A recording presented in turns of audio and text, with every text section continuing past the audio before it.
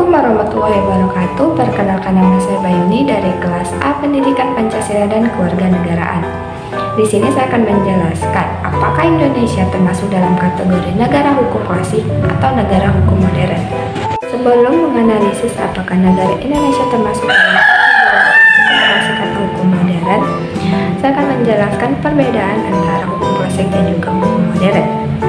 Jadi hukum klasik atau negara hukum formil adalah negara hukum yang mendapatkan pengesahan dari rakyat. Segala tindakan penguasa memerlukan bentuk hukum tertentu harus berdasarkan undang-undang.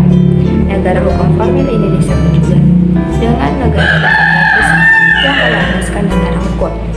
Sedangkan negara hukum modern atau negara hukum materi sebenarnya merupakan perkembangan lebih lanjut dari negara hukum formil.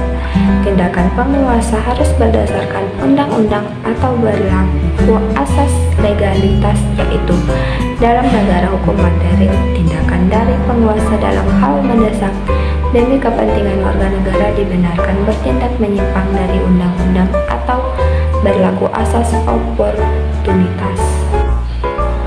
Negara hukum saat ini dianggap sebagai negara yang ideal di era ini. Negara hukum juga dianggap sebagai negara dalam bentuk modern. Negara hukum sejak lahirnya dimaksudkan sebagai upaya membatasi kekuasaan penyelenggara negara agar tidak menyalahgunakan kekuasaan untuk menindas rakyatnya.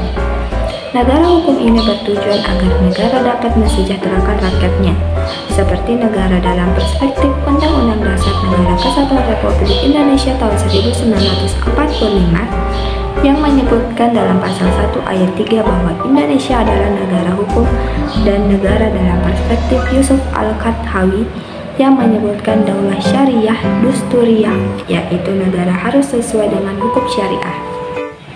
Jadi negara Indonesia termasuk dalam kategori hukum modern.